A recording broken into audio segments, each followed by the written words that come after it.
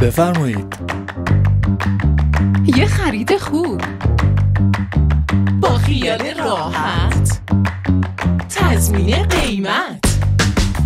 بعد از خرید فرش تا یک ماه فرصت، به قیمت کارخونه، مستقیم توی خونت.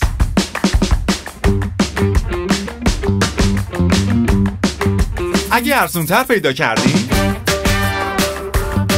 فاکتور بیا بگیر خسارت تا 50%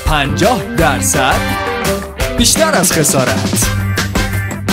این یعنی یه تضمین واقعی قیمت.